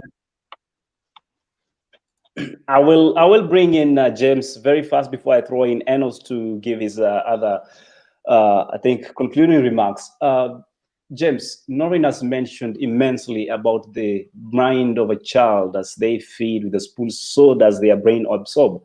But we have situations that we have partners or people that come from a polygamous setup, especially in the African setting. Does the family upbringing play a role in how one ends up in their final relationship or relationships in quote? James. Thanks, Ellie. I think this is where I talked about socialization. A child who grows up in a polygamous family will normalize the aspect of having multiple partners, especially for the male child. When they grow up seeing their father, for example, having not only polygamous relationships, but also extramarital relationships. They grow up viewing it as normal. Yeah. And most likely they'll end up having multiple partners. But then again, an interesting aspect, and I think I caught it from one of the comments of our contributors, of a lady who was saying she always ends up with men who cheat. And for such ladies, I usually tell them, check what kind of men you are attracting. Now, unfortunately, for ladies, good men are boring. It's a fact. We want the bad boy image. Now, if you get the bad boy image, be prepared for the whole package. You'll not get the bad boy image and then you will tame him. And that's the mistake that most of us make. We think that we can take this partner in and mold them as according to our specifications. It never happens. We end up frustrated. It never happens. Number two, if, for example, you come into a relationship where your partner has cheated on another person and you get upgraded from the second fiddle to the main, again, be prepared. The same thing will happen to you. So again, I think it is important that we get into relationships with our eyes wide open, because whatever happened before will most likely happen to you. So let's not assume that we can take people and mold them. It is important that before, and that's why I usually say it's important to date, and to date for a long time. Because this dating of 6 months and then we are a couple, most likely people are able to put on a mask for 6 months, 3 months. And then when you come into the house and you're the main one now, the people shed that mask that they had put on and you see the real them. So it's important and it happened in the African traditional society, where your people would go and scout from the other community and from your family background and from all that. And by the time you're getting hooked with this person, their whole character was known. Nowadays, again, taking up from where Nick was talking about, we are that microwave generation where everything is happening on apps. We date on apps for 6 months and then we think we know this person, and before you know it, you're tying the knot or you're in a serious relationship, only to discover that what you thought is not the real thing. So there's a lot that at times, if you are just a bit careful, we would discover and would not end up as hurt as some of us get hurt. Thank you so much. Enos, you want to add something on the man's perspective in all this discussion? Well, I think the one most important question that I've been reflecting on is the question of why do people do the right thing? Even when things are upside down, why would you choose to do the right thing? And I think looking at, I am very blessed to be to learn something from my dad and from his way of dealing with stuff. But I think ultimately it is your, I would say you have to sit yourself down and just reflect. What is it you want in this world? Some of those small questions tend to really change your perspective. There are tiny bits of really asking self-reflection and asking yourself, what do I really want in this world? Because I think most of us tend to do the wrong things when we lose perspective of really what we want to.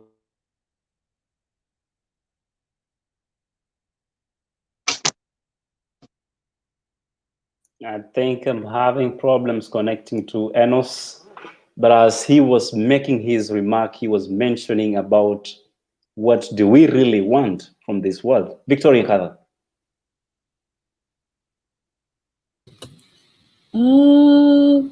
One of the things is that I know I'm gonna get a lot of heat for this because I was the one who was all, yeah. But when it comes down to it, now let's take the serial cheaters out of the question. Let's now deal with a scenario where cheating has happened and, things have happened. And I'm going to come in with working around the situation. Now, there's some situations where cheating is not a thing, an innate trait, or it's something that has happened because of something else. But this is where if you can work around it and you know that this person is not of this character and you know this person is a better person, you can easily forgive, or rather not easily, but you can forgive and work towards getting better. Now, I know a lot of people might feel that that is something that's very difficult, but this is very, very important because, again, we go back to the topic of love, where we talk about the love aspect. And this goes both ways, not only for women or men, but this goes both ways. We talk about the love aspect, coming from a point of love and analyzing why cheating has happened and going into the result of it as a person who loves and a person who wants to make it work, we can be able to try and work around it if it's workable. Again, I removed the serial cheaters out of this equation. I need to be very, very specific in terms of what I'm saying. But you can forgive and you can work towards getting better. Now, on the other hand, there's also the aspect of you noting what exactly you want, as Enos says. If you're out there and you know that you've been raised, let's go into being raised in a way that you've seen your father, your mother cheat, and you feel like this is right. And growing up, of course, you definitely know that this is wrong. This is not okay. You can be able to transform yourself so that somebody's daughter, somebody's son does not suffer the consequences of somebody else that was above you that clearly knew what they were doing. You can be able to be a better person. Going back to questioning yourself, what do I really want in life? Am I in this for the long term? Am I in this because I want to? Am I in this because of this? What am I in the relationship for? That is a very important question. There are people who are out here dating for fun. And if you're dating for fun, please stay out of dating and have fun while you're single, where people can be able to understand that you're doing it. But if it's all about the sex and you've not gotten to that point of, I really want to stabilize, I've really worked on myself, and this is the aspect of me just settling down and just dealing with one person, that's it. Don't get into it. Do not do anybody that pain, or rather don't let anybody go through that pain, because it deals with so many things. And as much as I say that you can forgive, there are people who cannot take it and they cannot recover from it. There's so many effects of cheating that can be able to go into somebody. There's a lady who opened up and she said she went through a mental breakdown and she got a mental disorder because somebody broke their trust. Now, can you see the effects of certain things, certain actions? And these are actions. It's not because you get somebody alafu una slide in because you tripped and fell. No, it's an active decision. It's an active decision to text somebody and be flirting with somebody. It's an active decision to go to bed with somebody. Therefore, some choices can result into things that might be detrimental towards other people. And what exactly are we doing to the generation at hand if we actively choose these things and what are we doing to the generations that are coming back? So solutions to cheating, you can be able to forgive. Keep the serial cheaters away. And if you're in a situation where you know very well that this is something that you cannot take, please do not compromise yourself and stay there simply because you have kids or you have this or that and you have this. You can be able to move on and rebuild yourself. However, analyze the situation. If it's forgivable, forgive. If it's something that constantly happens and it's becoming, because it can turn into abusive, emotional abuse, and the most, take off. There's no need to sit down and wait. Well, no need to sit down and wait. Victoria tells me that. On the other hand, as we conclude, very quickly again, James, they told us that women are emotional. Before they do it, they have thought about the process, and they do it after they have thought about it. Men, on the other hand, are very, very physical. But there's another theory that says a man is able to marry and love two wives. What do you think of that, James? Ellie, I see. You want to put me into trouble with Vicky, Just the flip but side of it. I agree. Number one, women will cheat less often than men. That's a fact. Before a woman cheats, they'll have analyzed the situation. They will analyze why they're cheating, how not to get caught, all those things. Unlike men who are careless, I always believe men are careless because they feel invincible. Long and short of it, that's it. Is it are we able to forgive when cheating happens? Yes and no, depending on the level of the cheating. Yeah. Number one, we need to find out why did the cheating occur, and is it something reconcilable? Yeah. For example, if it's a woman, and if it's a woman who has cheated, it becomes more difficult for the man to forgive because of the fact that men feel men actually get away with a lot than women. We have to agree on that. So when a man is cheated upon, you crush the ego. The male ego is crushed. They feel belittled. They feel inferior. So forgiving for a man becomes a little bit difficult. But is it possible? Yes, it is possible. It needs a lot of communication. It needs a lot of restructuring the relationship. It needs a lot of relooking at why the two people got together in the first place to determine whether they got in for the right reasons. When a man cheats, on the other hand, again, the woman feels betrayed. The trust, while they will be able to forgive more easily than the man, building that trust again becomes an uphill task. Yeah. So is it possible to forgive and move on? Yes, it is possible. Are women more emotional than men? Yes, they are.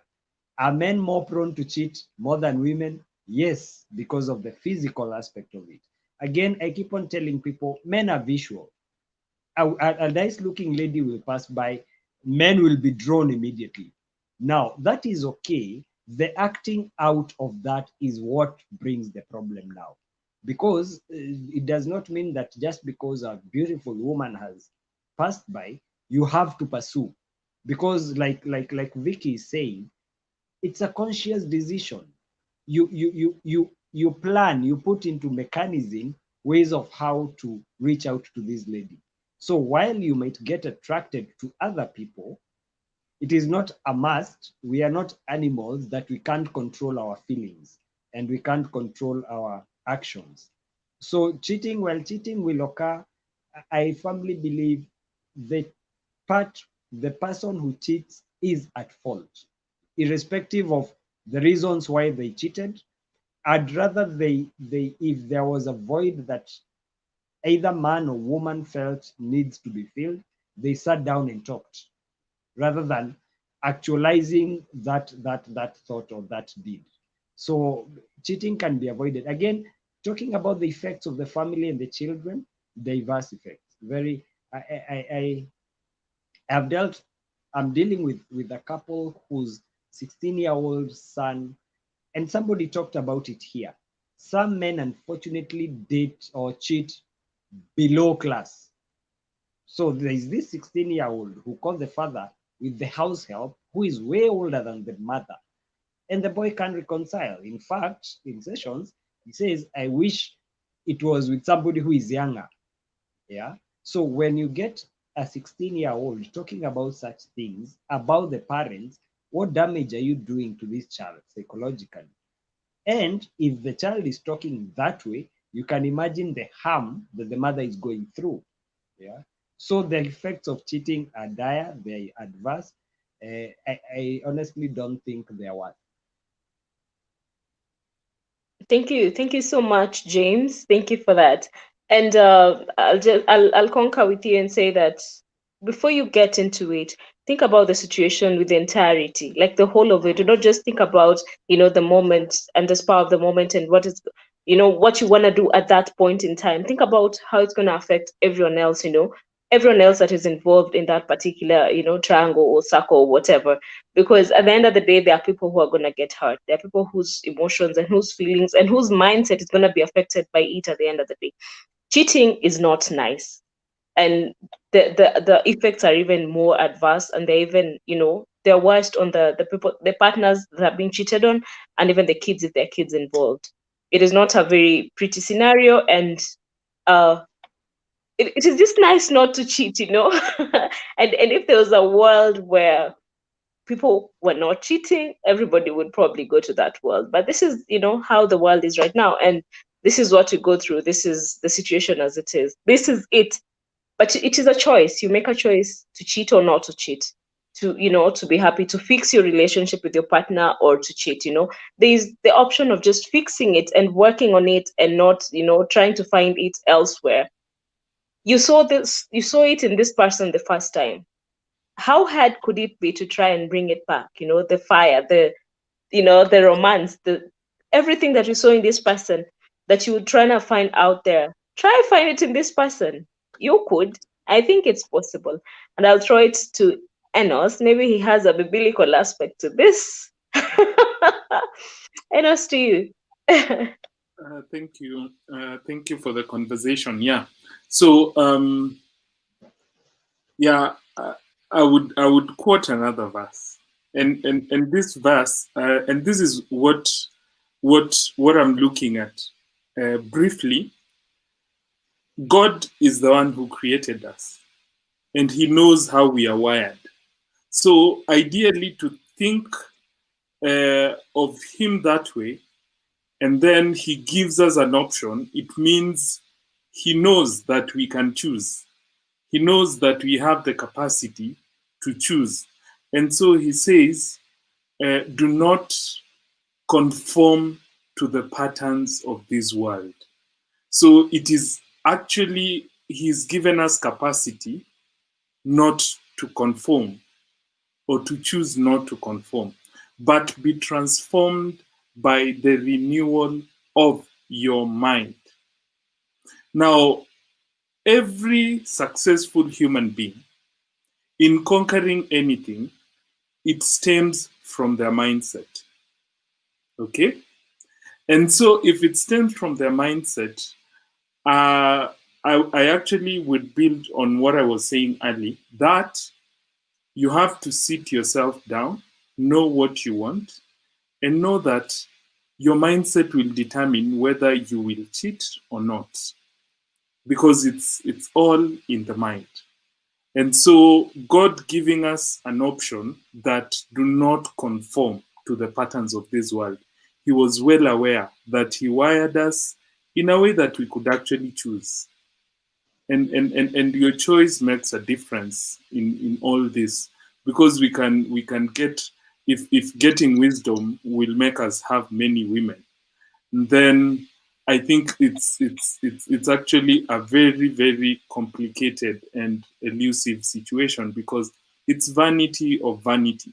You get into it, you feel, okay, fine. What I was looking is not exactly what I thought. And that is the mind playing games.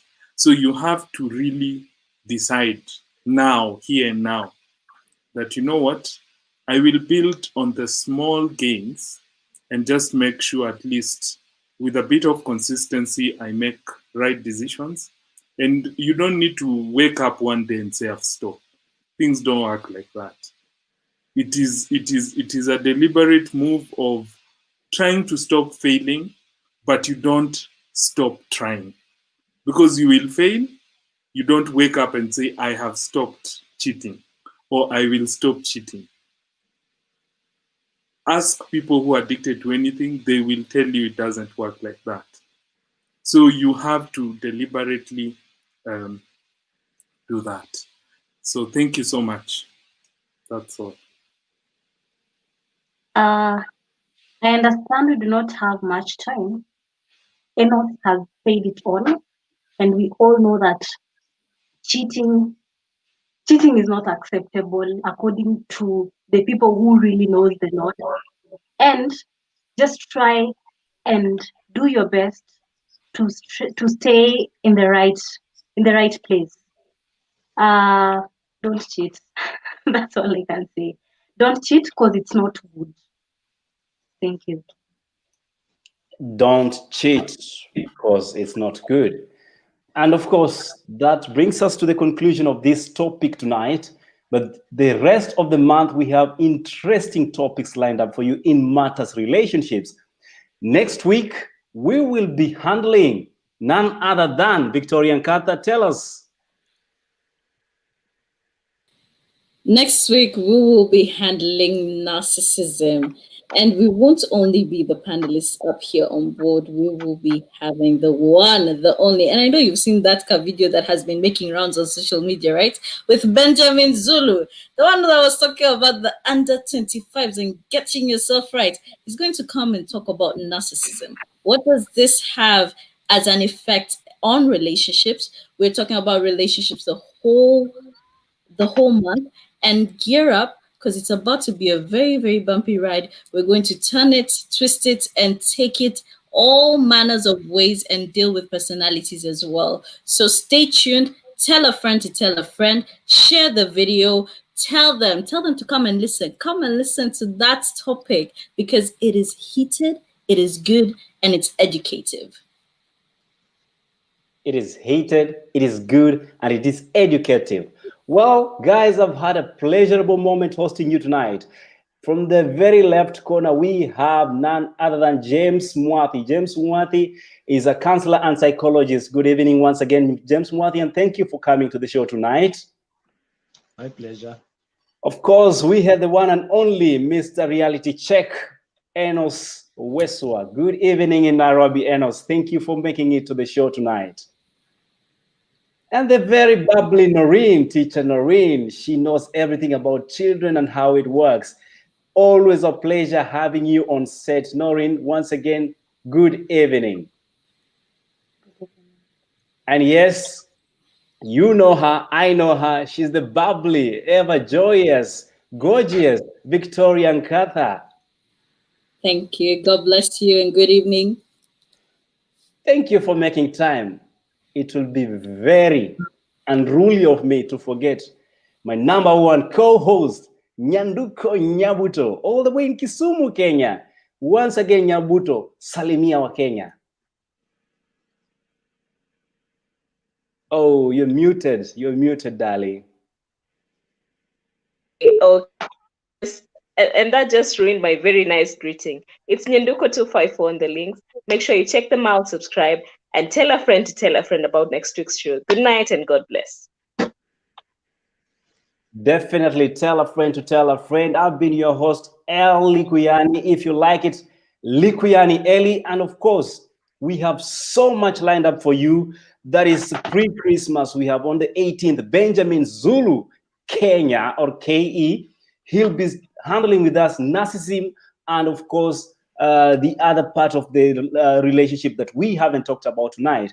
This is just to set pace. Of course, we have other shows after the 18th. And on the 25th, we will not be having our show on the 25th, but we'll have our show on the 24th in time to prepare you guys to handle your Christmas in style. And we have interesting lineup for you. I will ask Vicky again to give us, because she's the programmer. Vicky? Actually, it's just to correct you, it's the 23rd. The last topic on the 23rd will be all about the dynamics of the relationships that we are experiencing today, guys. So this is where we're going to talk about today's relationships and the relationships that we got to know before. And these are interesting topics because we're living in a generation, as you already have heard, we have set pace. Cheating today, women today, men today. That is what will be in our last show. And you know what? Can we kindly give our handsome host a round of applause, because he introduces us so well and we forget to introduce him so well. He's always bubbly. He's so good at what he does, and he makes sure that everything is running smoothly. So thank you so much, Ellie. Thank you very much. Thank you, Victoria. I think I'll have a good night after this. But of course, guys, take care of your relationships, na kama uko ndani endelea kuijenga. That is in Swahili for those who are listening in English. And of course, it's always a pleasure having you at Art in Art. Make sure you hit the subscription button so that you don't miss on our programs. And we'll be streaming every week on Facebook and YouTube channel. Every Sunday we have a rerun of our previous shows. So of course, do catch up at 6. That is 5 p.m. Belgium time, and 7. That is 5:30 Belgian time, and of course +3 GMT in Nairobi, Kenya. Do not miss the show because this is Arts in Heart. Good night, God bless, and have a beautiful weekend.